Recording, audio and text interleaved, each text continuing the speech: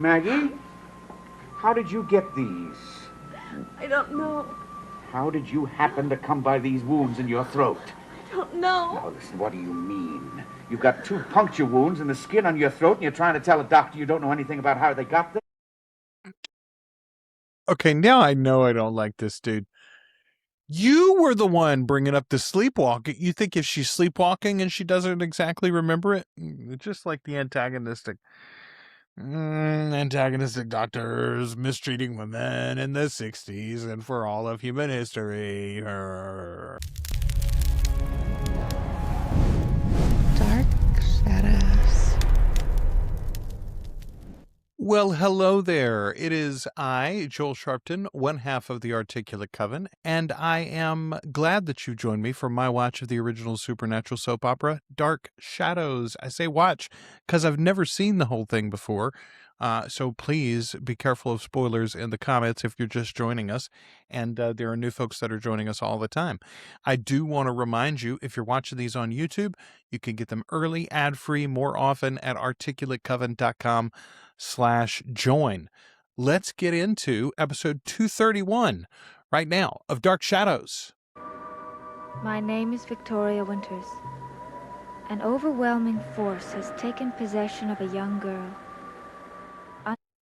Did I call it or did I call it? I said the other day, I was like, hey, this reminds me so much of when Marlena was possessed on Days of Our Lives. Ha ha, they said possession.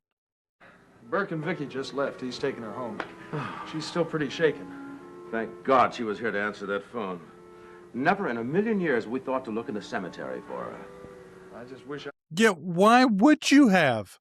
Of course you wouldn't have thought to look for her in the cemetery. You people still haven't put together, I mean, even if you did put together that this, you would have still been thinking along the lines of like animalistic predator of some sort, not an actual supernatural being living in the graveyard. Marks on her neck. What are they? I don't know. I can't figure out what they are, how they got there. How did they get there, Joe? How did they get there?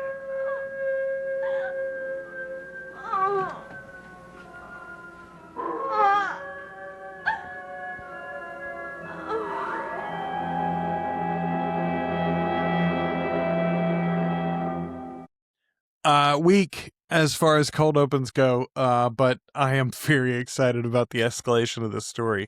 I'm worried about old Maggie. Also, like, do you not have vampires in your fictional world? This is one of those things that I am always like amazed by. In zombie movies are the worst. Zombie movies and zombie stories so often will not use the word zombie. The Walking Dead, I think, still has never used the word zombie, right? They call theirs walkers and all these other things. It's like, I don't know. No, pop culture doesn't exist where you are. It's that different in your world. Today, the part of Dr. Woodard will be played by Robert Geringer. That's interesting. I don't remember them doing that previously on the show. I guess when we had our changeover for Matthew, when we had David Thayer join the cast, I guess they probably did it on that episode, maybe? I'm fairly certain they did not announce it like that for Willie Loomis. That was a permanent changeover. That made it sound like it's not a permanent. It's like, hey, the regular actor's coming back, but he wasn't available today. But we had to have him. Strange. Well, I allowed you to chase me out of the house. Chase you out? You accused me of being a babysitter, don't you remember? I think I remember talking to you.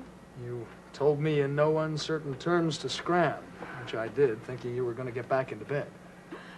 And instead of that, you ran out through those windows. Don't you remember going through those windows? I'm not sure. Where did I go? Well, you just kind of wandered around. Until Vicky and Burke found you. Vicky and Burke? I'm sure they brought you back here. Where Where do they find me? Now, Maggie, that isn't important. Where do they find me? I'll call Vicky and find out myself. Yeah, I do wonder. I mean, finding her in the cemetery is weird. That's true.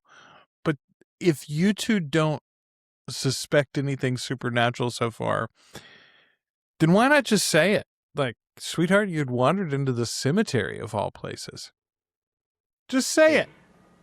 They found you in the cemetery. There you go. Up on Eagles Hill. Cemetery? No. Yes. Have you any idea what you were doing there? No. Was I alone? What was I doing when they found me? Well, you were lying on the ground. You were unconscious. I remember Vicky and Burke. They're standing over me. I mean, it's coming back to you? Beginning to remember things. Well, that's a good sign.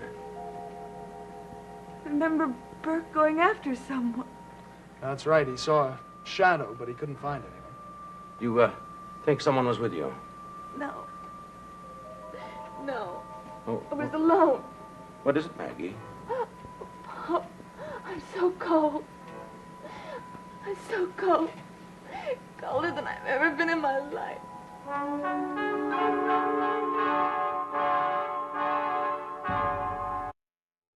Colder than you've ever been in your life so far, Maggie Evans. Boy, are they going to turn Maggie into a vampire? I'll be very surprised. On the flip side, though, genuinely, like, what's the plan with Barnabas living in this town for the soap opera? If the soap opera is like, yeah, Barnabas is going to live in this town. He's going to live in the old house. At least 100 more episodes, we're going to do this. You know, they don't know that they're going to go years and years at this point, but still. If you're going to do that, though, like, are you just going to write strangers to wander into town every week for him to kill off?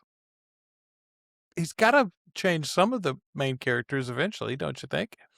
Also, why not just have this be a different doctor? Why not have Sam say he got his second opinion? How many of those pills that I left have you taken? I don't remember. Well, actually, she didn't have too much of a chance to. That skin, the color's very gray. What's the matter, Maggie? Nothing. You don't mind if I take a little look in your eyes now, do you? Must you? You know I wouldn't bother you with things like this unless I thought I had to. Now the other one.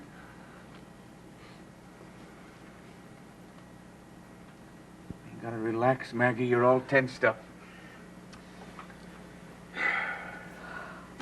Now you just tell me one thing. Who told you that you could get out of that bed? No one. You know, Maggie, you're one of those patients that doctors moan about at medical conventions. The kind that makes our work so much more troublesome. I think this doctor could kiss my behind. I do not care for him. I'm going to blame it on the doctor, too, not just the actor. I'm assuming this is all script. But, no, thank you. Don't care for this. This guy is a douchebag. She dreamed that she saw a coffin, and when it opened, she was inside it. Well, I don't pretend to be a dream analyst, but it seems I can see a possible connection. You dream about this coffin with you inside it. Tonight you take a walk for yourself and we discover you in a cemetery. It just seems more than likely there might be some related dream in which you were searching for that coffin. Please. Please stop talking about it. Maggie, I understand. This is all very upsetting for you. Well, then leave her alone about it, Dr. Woodard. This isn't hard, fellas. Sam, I think we can safely assume that Maggie indeed did a little sleepwalking tonight and that that's how she got to that cemetery and not in any other way, huh? Now. No! What's the matter, Maggie? Nothing. Let me see your throat. Maggie, how did you get these? I don't know. How did you happen to come by these wounds in your throat? I don't know. Now, listen, what do you mean? You've got 2 puncture wounds in the skin on your throat, and you're trying to tell a doctor you don't know anything about how they got there? Okay, now I know I don't like this dude.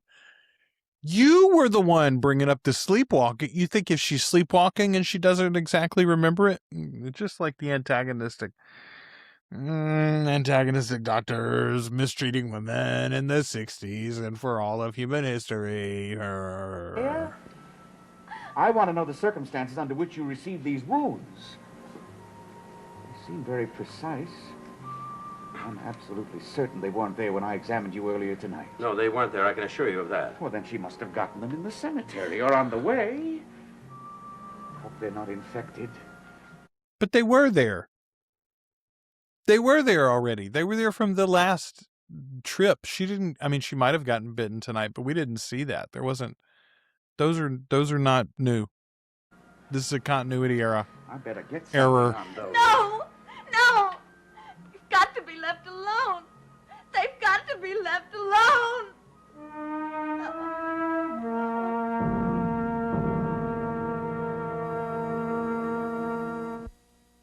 I'll say this. Catherine Lee Scott would look cute with fangs. What do you mean by saying they should be left alone?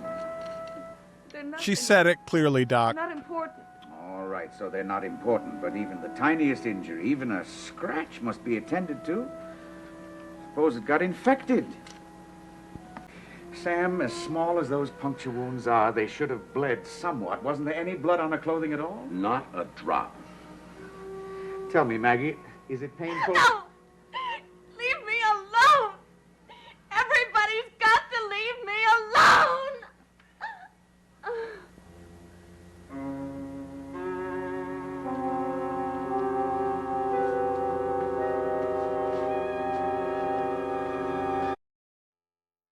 Poor Maggie. Willie wanted some jewels, and now here she is on the brink of undeath. How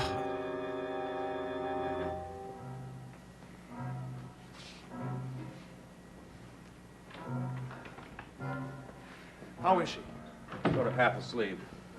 What do you think, Doc? She's in a very serious condition. There's something I've got to do immediately just to save her life. Her life? Yes, Sam, her life. The body doesn't function without a blood supply. Now, she has barely enough in her right now to keep her going. I'd like to give her a transfusion right away. Do you realize that your daughter has undergone 2 severe losses of blood in a very short period of time? Losses of blood? Yes. Well, okay, at least they're acknowledging that that was the diagnosis previously. I thought for a minute that they might have forgotten that they've said that already. This doctor said it even though he was played by another person. When I first examined her, I suspected a blood disease. I've begun to doubt that now. Of course, I won't know for sure till I get the reports from the lab, but until I know precisely what treatment should be given to her, I've got to take the most obvious step. I've got to replenish that blood supply. I want to get that blood flowing into her right away. Well, I mean, you can't drain Joe completely, but he can donate quite a lot. He's a big, strong, strapping young man. Isn't this literally a plot point though in Dracula? I'm fairly certain this is a whole. I think this is a whole thing in Dracula. I'm fairly certain. I know it is in one of the recent adaptations that I've seen, but I think it's in the novel too. I'm afraid she's going to go into shock. By this, I mean that they do a transfusion.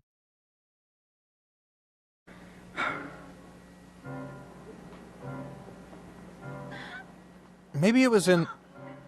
Maybe it's not. Maybe it wasn't Dracula that I'm thinking of. Maybe it's in the recent Nosferatu adaptation. Maybe, I don't know. What are you doing? It's all right, Maggie. Now just hold still. Hold still. There he goes again. I wish I could get near him.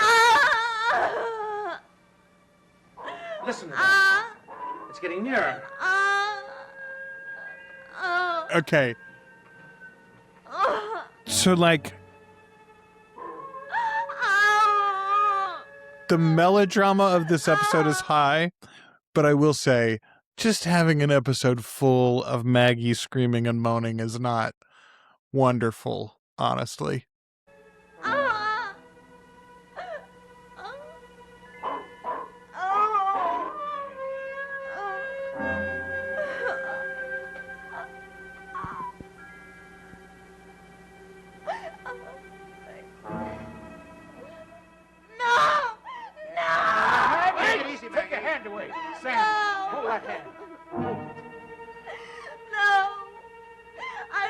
Don't take his blood. Don't take his blood.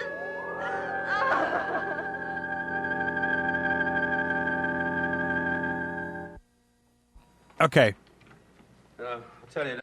They really are making it seem like Maggie has some insight into what's happening to her. Boy, I hope we see the other side of this at some point. I don't think we will.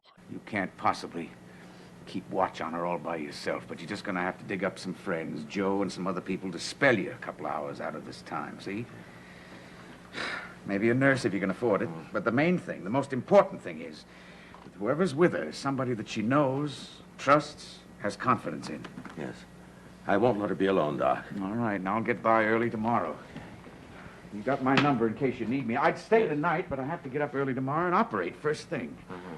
Well, thanks, Doc. I can't tell you how much I appreciate this. Well, I can't tell you how seriously I mean what I tell you.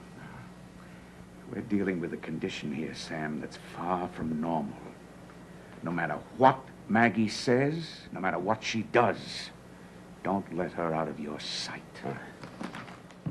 Okay.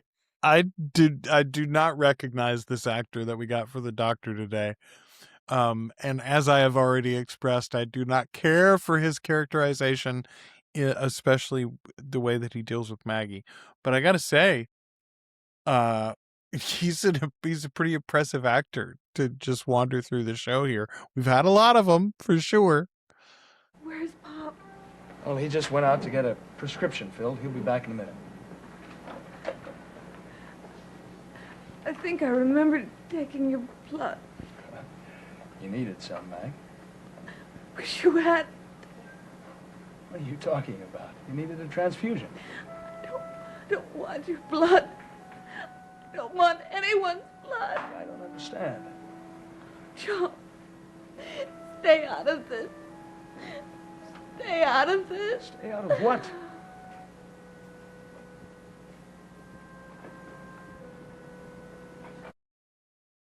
Okay, now for sure Maggie knows what's going on. Genuinely show me. Show me how it works. I found these keys. I think I'm going to lock these windows. Oh, that's a good idea. I'll see you in the morning. Okay, Joe. Thank you very much. Good night. Good night. Good night, Maggie. See you soon. Bye.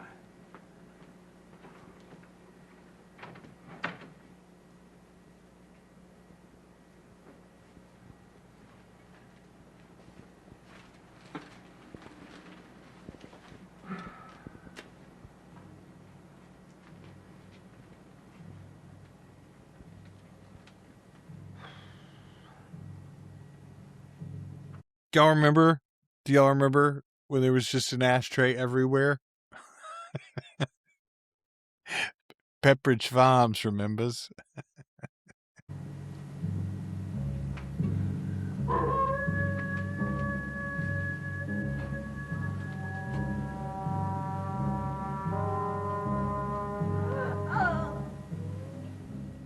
You gonna sleep through your watch, Sam?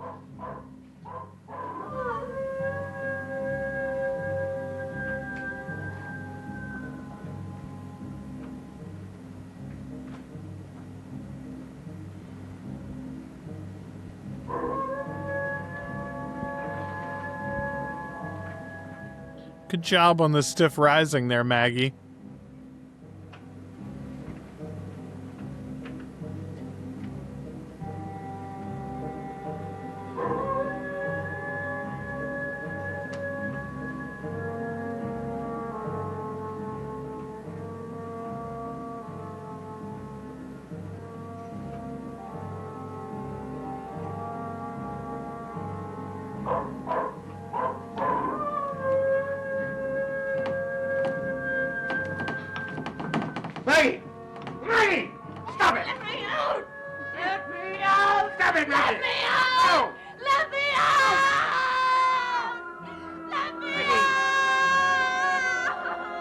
Man.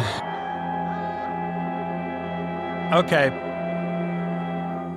Again, dramatically a pretty satisfying episode, I suppose. And it, they continued this through line, this torturing of Maggie. But so much screaming and moaning in that one. Robert Geringer was our doctor filling in this week. I do wonder if they'll bring him back or if they literally meant just this one time he was going to play the doctor. Thanks to all of you for watching this with me. I want to remind you, if you're watching them on YouTube, you can get them early, ad-free, more often at articulatecoven.com/join. $2 or more a month gets you access to everything we do over there, especially these Dark Shadows videos. I'll be back in 2 shakes of a cat's tail, or whatever it is that people say, with episode 232. All right, stay tuned on the Articulate Coven.